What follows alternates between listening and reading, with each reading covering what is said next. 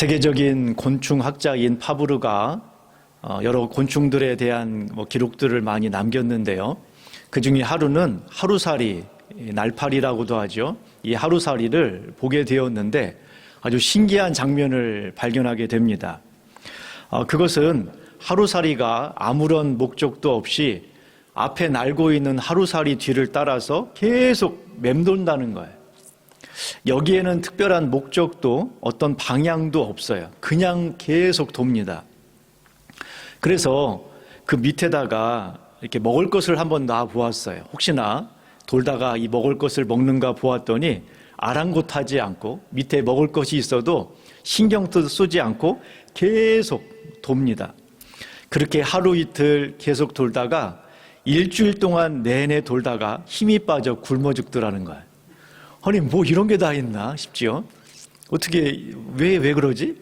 그런데 여러분, 우리가 봤을 때 딱 태어나서 앞에서 딱 태어나서 눈을 떴더니 앞에 있는 날파리가 열심히 돌고 있어요. 왜 도는지는 잘 모르겠는데 나도 돌아야 될 것 같아요. 그래서 열심히 돌다가 힘이 빠져 죽는다. 참 어리석고 미련한 것처럼 보이지만 그것이 남의 일은 아닙니다. 왜냐하면 한 통계에 보니까 아무런 목적도 없이 살아가는 사람이 10명 중에 9명이래요. 인류 전체를 통틀어서 말하는 겁니다. 어느 한 집단이 아니라 전체를 말하는 거예요. 10명 중에 9명이 아무런 목적 없이 살아가는 거죠. 여러분의 삶의 목적은 무엇입니까? 왜 사십니까? 라고 물어보면 대답할 수 있겠어요? 나는 이것 때문에 살아간다. 그리고 그 목적을 위해서 지금 무엇을 하고 계십니까? 내가 살아가는 목적이 무엇이며 그 목적을 위해서 지금 여러분들이 하고 있는 게 무엇이냐는 거예요. 아무런 목적 없이 다른 사람이 열심히 살아가니까 나도 열심히 살면 되겠지라고 하는 것은 지혜로운 일이 아닙니다. 목적을 가지고 살아가야 된다는 거예요. 방향을 가지고 살아가야 한다는 거죠. 그런데 목적을 가지고 있다 하더라도 그 목적이 헛되면 이건 또 좋은 게 아니에요. 목적은 있어요. 10명 중에 1명이 되어서 목적을 가지고 있어요. 그런데 그 목적이 헛된 것이라면 어떻게 되겠습니까? 고대 중국에 주팽만이라고 하는 사람이 살았어요. 주팽만이라고 하는 사람은 검술에 관심이 있었어요. 그런데 어느 날 여행을 하다가 지릭이라고 하는 사람이 엄청난 검술의 대가라고 하는 소식을 듣게 됩니다. 그래서 그 사람을 찾아가요. 한눈에 보기에도 검술이 대단해요. 보통 사람이 아니에요. 근데 그 사람이 어떤 검술을 가지고 있냐면 아무에게도 보여주지 않은 자기만이 가지고 있는 검술이 있대요. 그 검술이 뭐냐면 도룡검법입니다. 도룡검법. 이 지릭이라는 사람이 도룡검법을 가지고 있대요. 다른 검술도 대단한데 대체 이 검술은 무엇이냐? 용을 잡는 검술이에요. 용을 잡는 검술. 그래서 이 검술을 배우고 싶은 거죠. 이 주팽만이라고 하는 사람이. 그래서 그의 제자가 됩니다. 그러니까 3년간의 수행과 노력 끝에 마침내 도룡검법을 익힙니다. 엄청난 검법을 익히게 된 거예요. 그 3년의 시간을 갖는 동안에 자신이 가지고 있었던, 큰 부자였지만 자신이 가지고 있었던 모든 재산을 다 사용했고 남은 것은 오로지 검 한 자루와 도룡검법을 가지고 있게 된 거죠. 몸에 익숙한 도룡검법. 자, 그는 자신의 이 검술이 정말 용을 죽일 수 있는지 알아보고 싶었어요. 도룡검법이잖아요. 용을 잡는 검법이니까. 그래서 용을 찾아다닙니다. 용을 만나야 검법을 쓸 거 아니겠어요? 평생을 다녔는데 자, 용을 만날 수 있어요, 없어요? 없어요. 용을 만나지를 못했대요. 그러고서 죽은 거예요. 결국 용을 만나지 못한 채 죽게 됩니다. 이 주팽만을 아는 사람들은 그의 삶을 뭐라고 말했냐면 도룡직이라고 말했어요. 도룡직이.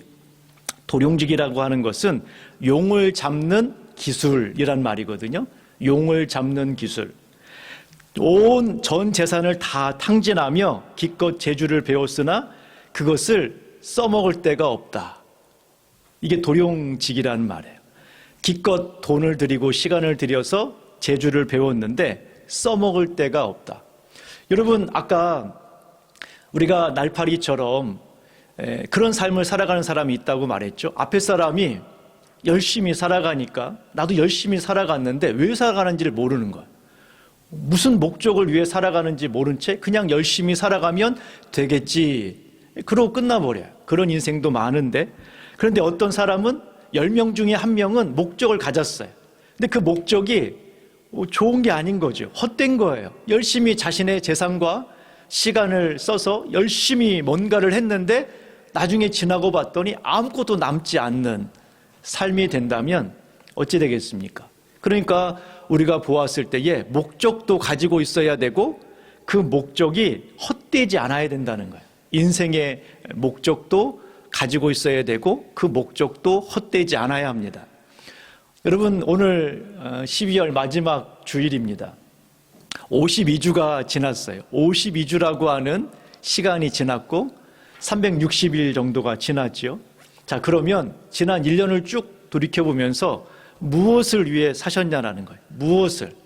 그리고 1년이라고 하는 시간이 지나고 난 다음에 남은 것은 뭐죠? 남은 것. 여러분들은 그 시간 동안에 시간을 썼어요. 시간. 1년이라고 하는 시간을 소비했단 말이에요. 그리고 뭔가에 대해서 물질도 사용했죠. 자, 그렇다면 남는 게 있어야 되잖아요. 나의 인생 속에서 그 많은 시간을 쓰고 재물을 쓰고 어떤 것들을 쓰고 난 다음에 남는 것, 그 남은 것이 뭐냐는 거예요. 그게 바로 목적이어야 하는 거예요. 예수님이라고 하는 우리가 주님을 섬기고 따르지 않습니까? 예수님이 이 땅에 그냥 열심히만 살았다면 우리도 그렇게 살면 되는데 예수님은 그렇게 산 게 아니에요. 여러분, 예수님은 우리가 봤을 때 그의 온전한 삶은 3년밖에 되지 않습니다. 30살까지는 보통 사람처럼 살았고요. 3년 사역하고 십자가에 죽었어요. 여러분, 예수님의 삶을 여러분들이 알고 있는 것은 3년이에요. 3년. 어렸을 때 태어나는 거 이런 거 제외하고라도 적어도 예수님에 대해서 3년을 살았어요. 그리고 그 3년의 삶 가운데 예수님은 목숨을 그 목적에 걸었단 말이에요. 그러니까 예수님은 오래 사는 게 목적이 아니었어요. 잘 생각해 보세요. 예수님은 오래 사는 게 목적이 아니었어요. 예수님은 건강하게 사는 게 목적이 아니었어요. 예수님은 어떤 목적을 위해서 자신의 생명을 던졌고 3년의 시간을 썼고 그것을 이루었단 말이에요. 자, 그러면 우리는 생각해 봐야겠죠. 우리가 만약에 삶의 목적에서 오래 사는 게 목적, 얼마나 살겠어요? 기껏해 한 120년 살지 않겠습니까? 많이 살면 의학이 발전을 해서 살면 120세까지 살겠죠. 그게 인생의 목적이면 거기까지인 거예요. 거기까지. 근데 그것도 보장이 안 되잖아요. 여러분, 내가 120세까지 건강하게 살고 싶다고 해서 보장이 돼요? 안 된단 말이에요. 보장이 안 돼요. 내가 노력해서 되는 게 아니거든요. 그 생명이라고 하는 것은. 그러니 거기에다 내 인생의 목적을 두고 살아가면 그거면 이게 헛될 수 있는 가능성이 많죠. 그러면 예수님이 3년의 시간, 33살의 삶을 살다가 그것도 스스로 목숨을 내 던졌지요. 어떤 목적을 위해서 목숨을 내 던졌습니다. 그럼 당연히 우리는 우리의 관점에서 보면 오래 사는 것을 목적으로 삼거나 건강하게 사는 것을 목적으로 삼는다면 예수님의 인생은 실패한 인생이 되는 거예요. 그렇잖아요. 33살에 죽었으면 이건 실패한 인생 아니겠습니까? 그런데 누가 예수님의 인생을 실패한 인생이라고 말하겠어요? 그러면 우리의 방향과 목적이 달라야겠죠. 열심히 사는 것이 인생의 목적이 되어서는 안 되고 또 목적을 가지고 있다 하더라도 그것이 정말 가치 있는 것인지에 대하여 고민해 봐야 된다는 거예요. 만약에 우리가 그런 고민도 없이 그냥 살아간다면 지난 1년의 시간을 다 사용했지만 아무것도 남지 않는 것처럼, 만약에 여러분 이렇게 생각해 보세요. 그냥 열심히 사는 게 아니라 나는 천국에서 나는 주님 우편에 앉아야겠다. 예수님 제자가 또 예수님의 제자의 그 어머니가 요한과 야고보를 딱 데리고 와가지고서 청탁을 하잖아요. 주님이 높은 자리에 오르시거든 왕이 되신다면 하나는 주의 좌편에 하나는 주의 우편에 앉게 해주십시오 라고 청탁을 합니다. 그랬더니 예수님이 야, 그것은 내가 줄 게 아니다. 누군가를 위해서 하나님이 예비해 두셨다. 자, 그러니까 여러분들은 가능성 있어요, 없어요? 있죠. 누군가를 위해서, 너희들한테 줄 게 아니야. 하나님이 누군가를 위해서 예비해 두셨어. 자, 그러면 어떤 사람이 만약에 어떤 사람이 그 말을 자신의 거로 삼고 나는 주의 좌편과 우편에 앉아야겠다라고 목적을 향하여 달려간다면 여러분 그의 인생은 달라지겠죠. 그가 선택하는 것이나 그가 말하는 것이나 그가 살아가는 방식, 돈을 쓰는 방식도 역시 달라질 거예요. 그렇죠? 제가 말하고자 하는 것은 방향이 달라지면 시간과 삶의 태도가 달라진다는 것입니다. 그러니까 여러분들이 지금 1년의 마지막 시간을 마무리하면서 나는 과연 목적을 가지고 살아가는가라고 하는 심각한 질문을 던져보셔야 합니다. 그리고 예수님이 어떻게 사셨는지, 믿음의 성도들이 어떻게 살았는지를 보고 우리도 그 삶을 닮아가려고 하셔야 한다는 거예요. 예수님의 삶의 목적, 사역의 핵심을 한마디로 말하면 하나님의 나라입니다. 예수님의 사역의 핵심, 삶의 목적은 하나님의 나라였어요. 하나님의 나라. 하나님의 나라라고 성경에서 이야기할 때 크게 두 가지를 이야기합니다. 하나님의 나라라고 하면 두 가지 개념을 가지고 있어요. 하나는 우리가 죽으면 가는 천국. 천국을 하나님의 나라라고 이렇게 표현합니다. 근데 이제 그것만 있는 게 아니라 하나님의 나라는 이 땅에 실현돼야 할 나라, 이걸 하나님의 나라라고 또 표현해요. 죽어서 가는 천국뿐만 아니라 예수님이 이 땅에 실현하고자 하는, 이루고자 하는 나라가 하나님의 나라라는 거예요. 예수님은 우리가 죽으면 천국에 보내려고 이 땅에 오신 것만은 아닙니다. 만약에 우리가 예수님을 믿어 천국에 가는 게 목적이라면 이렇게 살 필요 없어요. 그렇죠? 만약에 천국에 가는 게 목적이라면 이렇게 아둥바둥 믿음으로 살려고 할 필요 없다라는 거예요. 지금 하나님께서는 예수님을 보내서 이 땅에 하나님의 나라를 세우려고 하시는 거예요. 그러니까 우리가 이 믿음 생활을 왜 하느냐? 이 하나님의 나라, 이 땅에 세워야 될 하나님의 나라 때문에 우리가 이렇게 믿음 생활을 하는 것이죠. 우리가 예배 드리는 것도, 우리가 기도하는 것도, 우리가 신앙생활하는 목적이 뭐냐? 하나님의 나라를 세우기 위함이에요. 하나님의 나라를 세우기 위함. 예수님은 이 하나님의 나라를 세우려고 이 땅에 오셨어요. 예수님이 했던 첫 번째 설교가 무엇이냐? 때가 찼다. 하나님의 나라가 가까이 왔으니 회개하고 복음을 믿어라. 자, 때가 찼다. 하나님의 나라가 가까이 왔다. 하나님의 나라가 가까이 왔으니 너희들은 돌이켜서 내가 하는 복음을 믿어라. 자, 보세요. 때가 찼대요. 그런데 하나님의 나라가 가까이 왔대요. 하나님의 나라가 가까이 왔는데 회개하고 복음을 믿어라. 회개하고 복음을 믿으면 뭐가 된다는 거죠? 하나님의 나라가 되는 거죠. 회개하고 돌이켜서 복음을 믿으면, 받아들이면 거기서부터 하나님의 나라가 시작이 되는 거예요. 복음을 믿고 받아들이는 그 순간부터 하나님의 나라가 시작이 되는 거죠. 예수님의 설교의 첫 번째 설교가 하나님의 나라입니다. 예수님이 죽으시고 부활하시고 승천하기 앞서서 한 40일 동안 있었어요. 40일 동안 제자들과 함께 있으면서 했던 일이 뭐냐? 40일 동안 그들에게 보이시며 하나님의 나라의 일을 말씀하시니라. 하나님의 나라에 대한 이야기를 하셨다라는 거예요. 그건 천국에 대한 이야기를 하는 게 아니에요, 지금. 예수님이 천국은 말이야 금길이 있고 황금 보석들이 가득하고 그리고 막 화려한 건물들이 있고 이거 얘기한 거 아니에요. 40일 동안. 이 땅에 이루어져야 할 하나님의 나라에 대한 이야기를 하는 거죠. 이 땅에 이루어져야 할 하나님의 나라. 예수님은 이 땅에 하나님의 나라가 임하기를 간절히 원했어요. 자, 예수님이 평상시에 하나님의 나라에 대한 설교를 해요, 안 해요? 했단 말이에요. 하나님의 나라에 대해서 설교를 했어요. 그러니까 사람들이 대체 하나님의 나라가 언제 임하는지를 물어봐요. 자, 그러면 잘 보세요. 하나님의 나라라고 하는 이 개념이 예수님과 사람들과의 개념이 좀 달라요. 말은 같은데 단어는 똑같은데 예수님이 생각하는 하나님의 나라와 사람들이 생각하는 하나님의 나라가 달랐어요.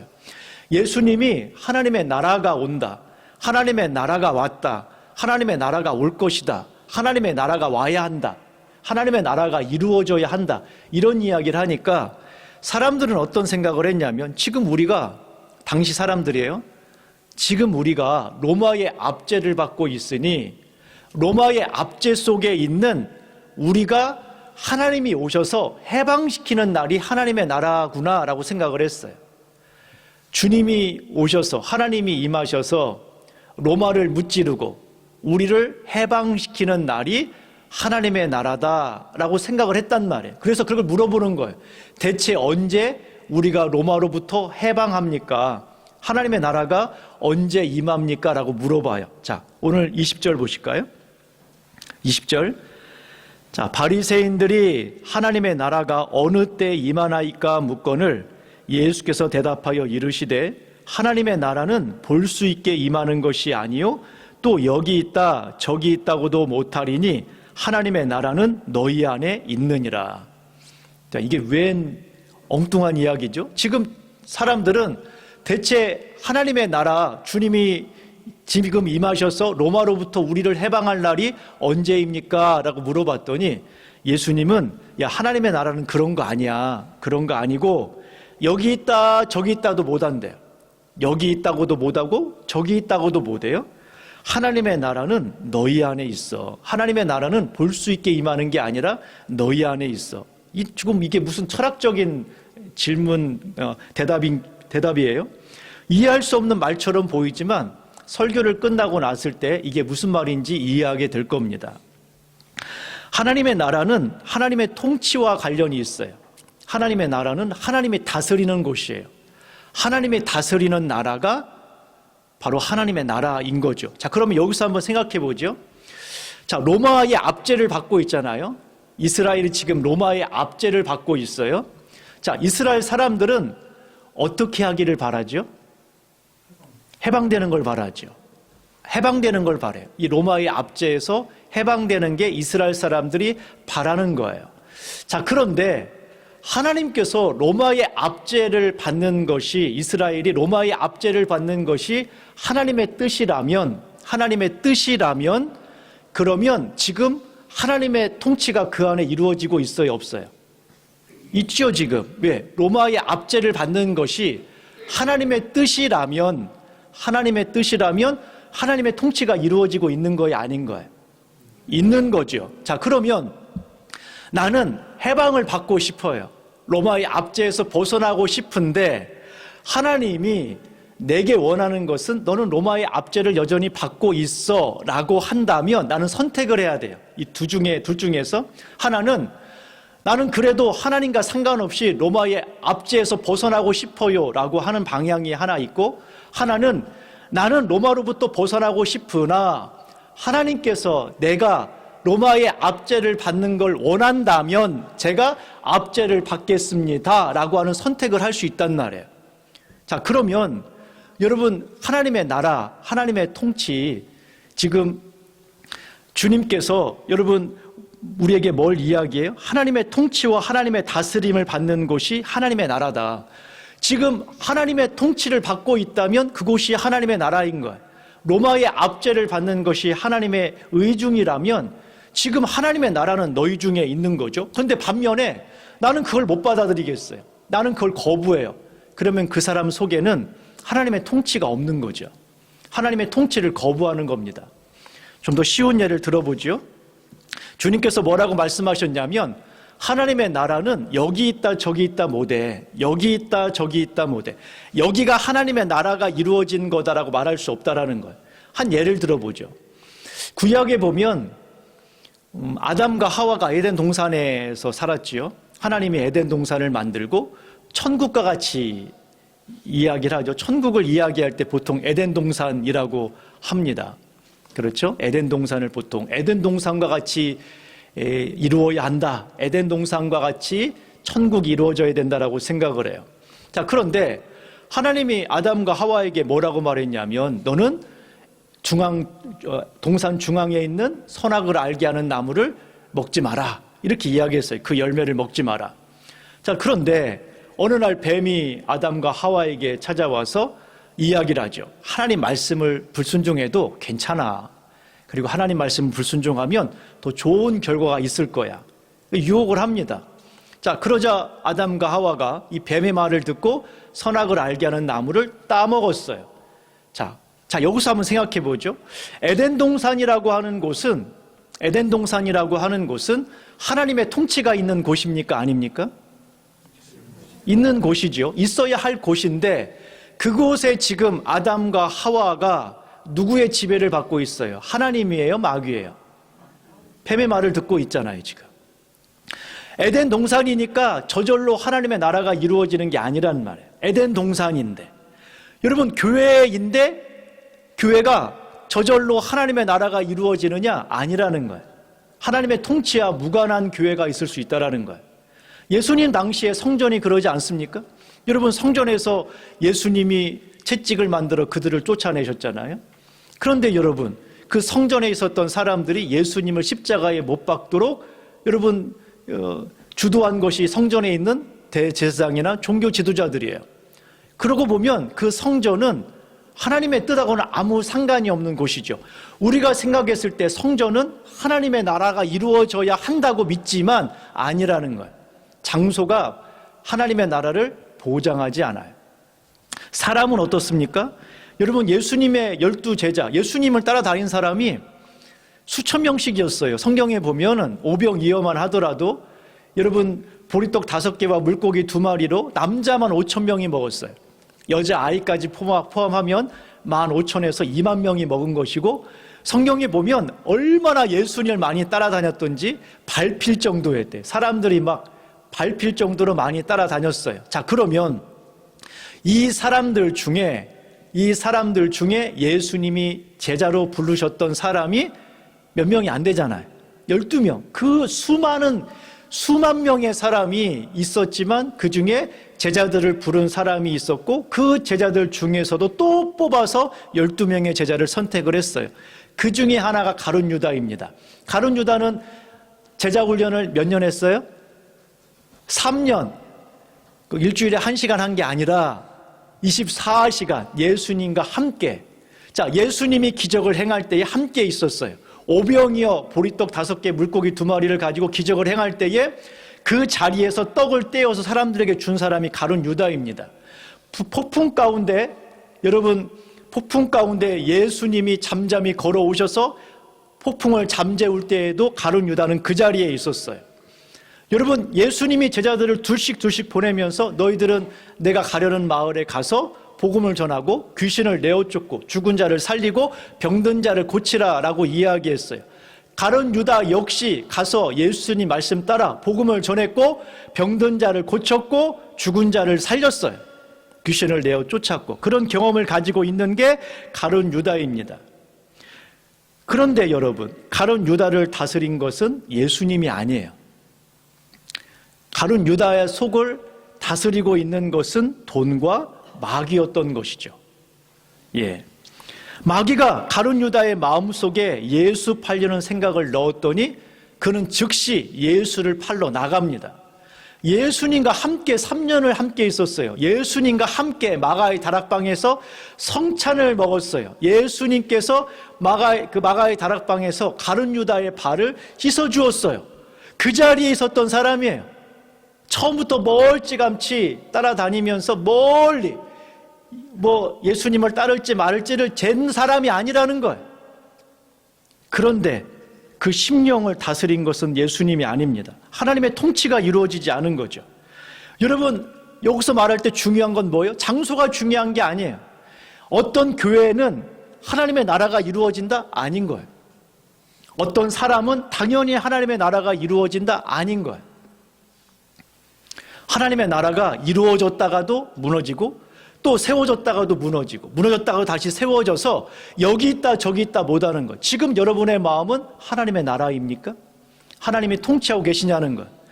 내가 예전에는 통치를 받은 것 같은데 지금은 잘 모르겠어요. 그럼 무너진 거예요, 나라가. 하나님의 나라가. 내 안에 하나님의 나라가 이루어지지 않고 다른 거에 통치를 받고 있다면 그곳에는 하나님의 나라가 없는 거죠. 그게 교회라 할지라도. 우리가 교회 이름이 뭐예요? 주님의 교회잖아요. 주님의 교회라 불렀다 하더라도 그곳에 하나님의 통치가 없다면 그러면 하나님의 나라가 아닌 거예요. 만약에 주님의 교회가 제가 만약에 인간적인 생각으로 인간적인 방법으로 뭔가를 운영하고 있다면 그것은 주님의 교회가 아닌 거죠. 이름은 주님의 교회일지 모르겠지만 저의 교회가 되겠죠. 겉으로는 그럴듯하게 교회가 세워져 있지만 그러나 하나님의 통치를 받아야 돼요. 자, 예를 들어서 이런 걸 한번 생각해 보죠.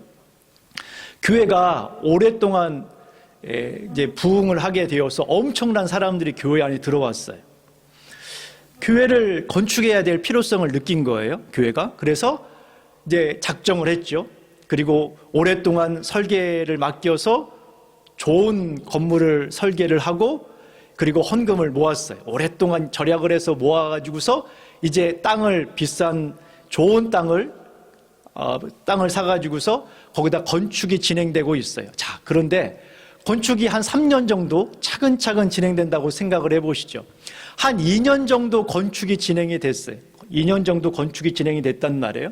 자, 이제 힘을 모아서 마지막 완성을, 겉에 뼈대가 다 완성이 됐고 이제 인테리어와 여러 가지 기자재들이 들어와야 하는 상황인데 그때 하나님이 스톱.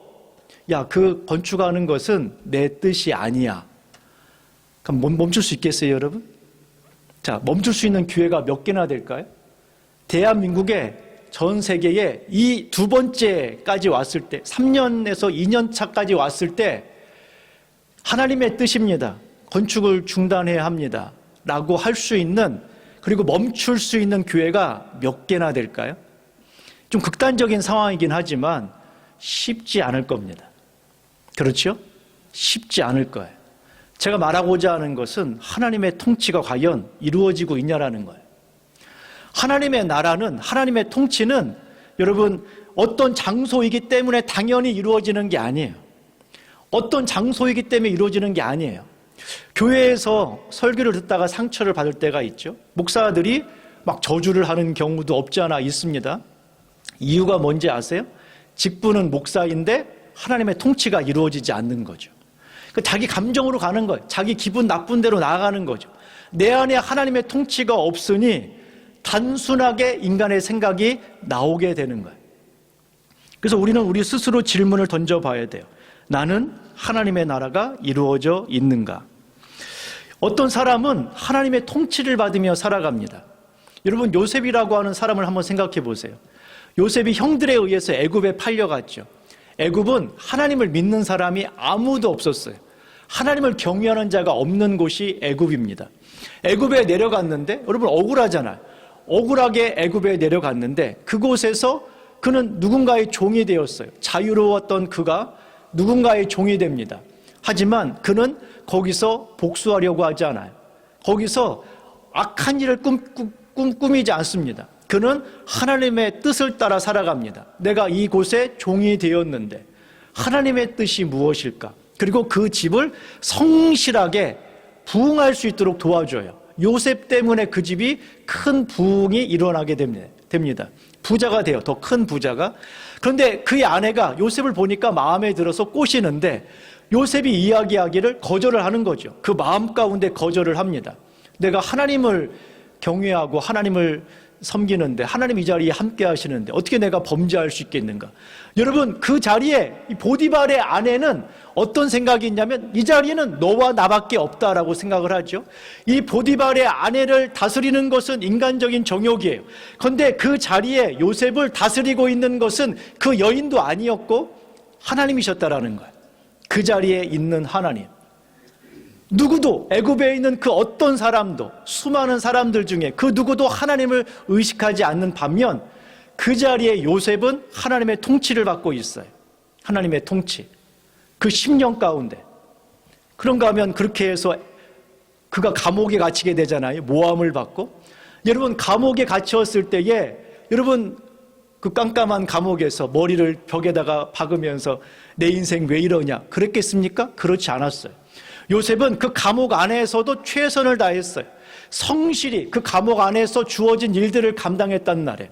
오죽하면 간수장이 죄인인 요셉에게 감옥 일을 맡기고 아무것도 터치하지 않습니다.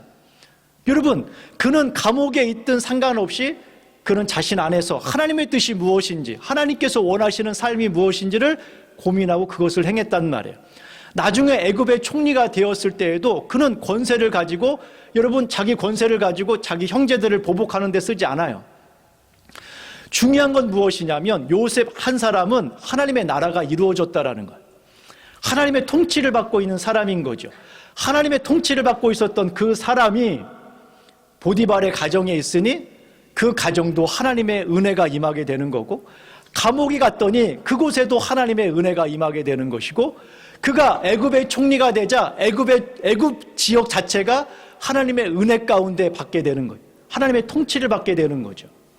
이게 하나님의 나라인 거예요. 만약에 어느 순간인가 요셉이 믿음이 변질이 되어 더 이상 그가 애굽에서 총리의 역할을 중단했다면, 그 일들을 감당하지 않고 자기 뜻대로 다스렸다면 그 순간 하나님의 나라는 없어지는 거예요.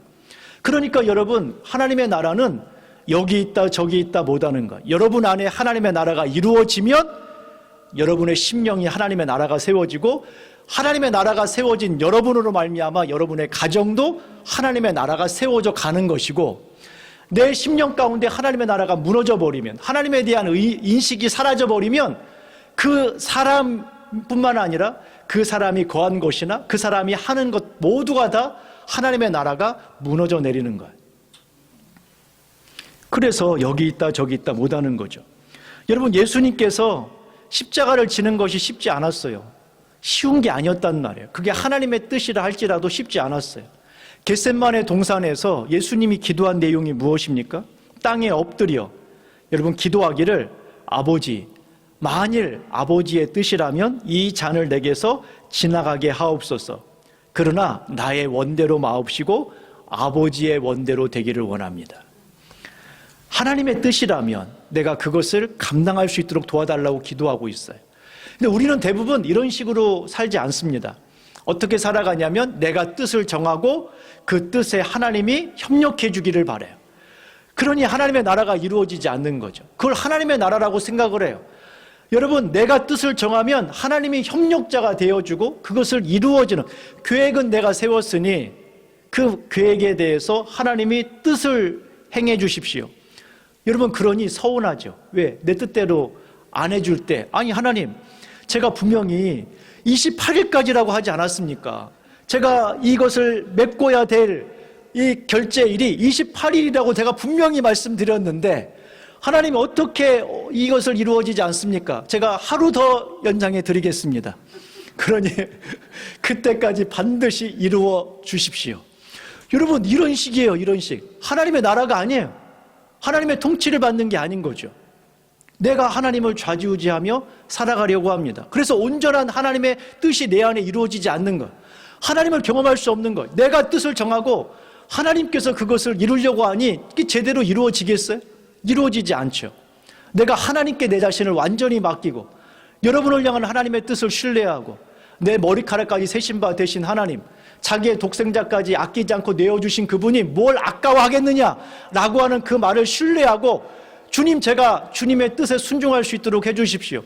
만약에 요셉이 여러분 애굽에서 내 인생 끝났다, 형들에게 팔려서 종이 되었으니 다시는 여기서 벗어날 수 없겠구나 라고 그 인생을 살았다면 그 인생은 그냥 끝나는 인생이에요.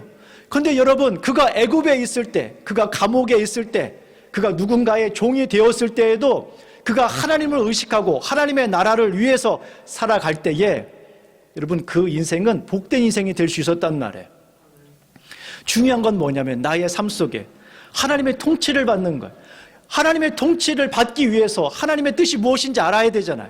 그 주일날 나와서 하나님의 뜻이 무엇인지 듣는 것이고, 또한 기도를 통해서 내가 뜻대로 할 수 없으니, 하나님의 말씀대로 순종할 능력이 내 안에 없으니 하나님의 말씀대로 살아갈 수 있도록 도와달라고 기도하는 것이고, 그래서 그것을 이루어져 갈 때마다 하나님이 어떻게 역사하는지 우리가 보고 기뻐하며 감사하는 삶이 되어야 한다는 거예요.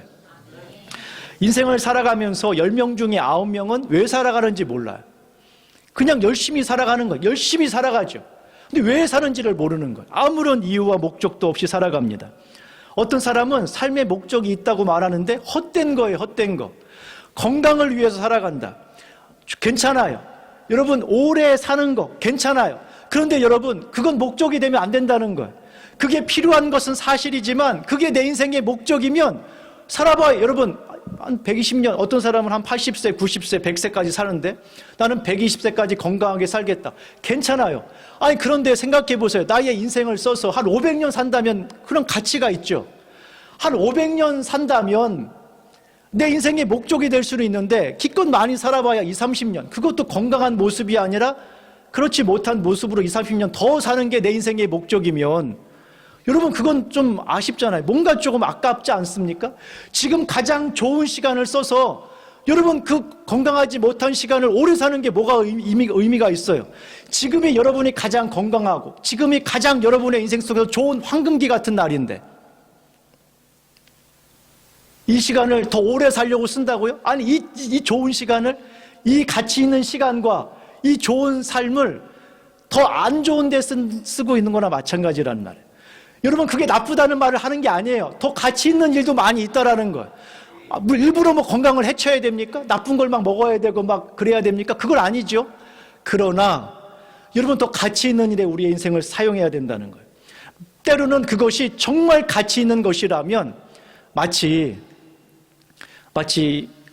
일본으로부터 우리가 압제를 당할 때 누군가가 우리 후손들에게 이 누군가의 종이 되는 삶을 물려줄 수 없다. 그래서 자신의 생명을 걸고 독립운동을 하거나 한국전쟁 당시에 공산의 그 고통 속에 우리 자녀들이 살 수 없다. 우리 후손들이 살 수 없다. 학도병들이 나가 총을 가지고 자신의 생명을 내던졌잖아요. 이런 것은 아니라 하더라도 적어도 여러분 우리가 이 땅을 살아가면서 가치 있는 삶을 살아야 되지 않겠냐라는 거예요.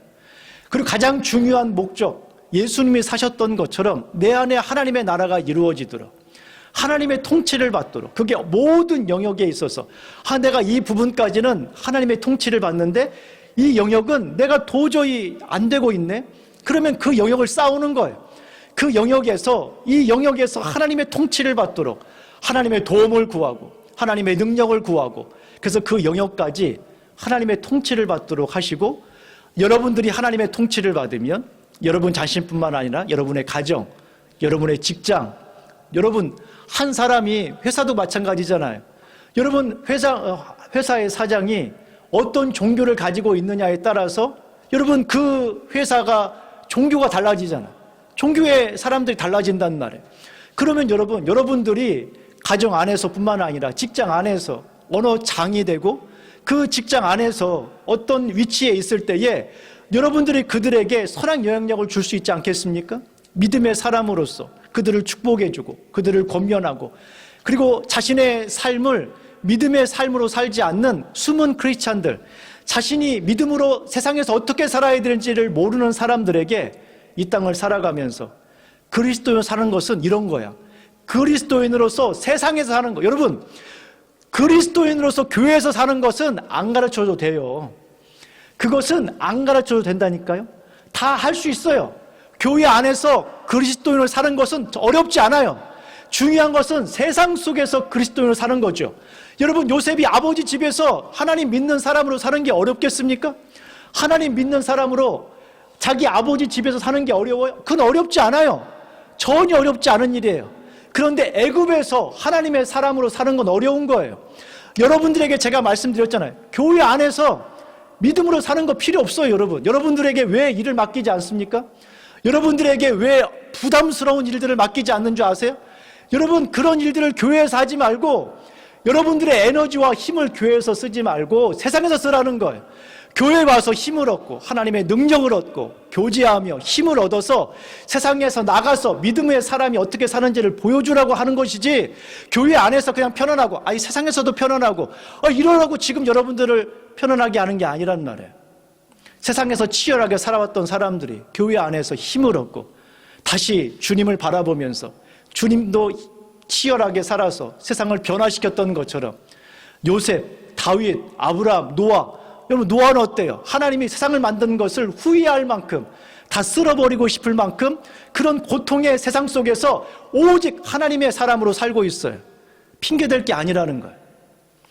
여러분, 세상에 사는 게 얼마나 어려운지 아십니까, 목사님? 알아요. 그런데 여러분, 그건 아세요? 세상이 얼마나 힘들게 우리가 살아가고 있는지 아시냐고 하는 그 질문을 떠나서 그런 세상 속에서 믿음으로 사는 사람이 있단 말이에요. 엘리야 시대 모든 사람들이 바알과 아세라에게 굴복하고 이세벨과 아합의 말에 순종하고 있을 때 여전히 바알에게 무릎 꿇지 않은 7천인이 있다니까요. 왜 우리는 하나님의 믿음을 떠나 있는 사람들을 바라보며 신앙생활을 하냐는 거죠. 믿음의 사람, 하나님의 뜻을 따라 오늘도 치열하게 살아가는 사람들이 우리의 기준이 되어야 할 것이며, 우리도 역시 그렇게 살아감으로 말미암아 우리의 믿음의 후배들이 봤을 때 나도 저렇게 살아야 한다, 나도 저렇게 살고 싶다, 이렇게 살아야 되지 않겠습니까? 2025년 마지막 주일입니다. 목적이 없다면 목적을 다시 세우고, 여러분의 인생 속에 이거 하나만은 내가 이루고 가야겠다, 이거 하나 세우시고, 특별히 그것이 헛된 목적이 아니라 하나님 보시기에 아름다운 목적이 되기를 간절히 소망합니다.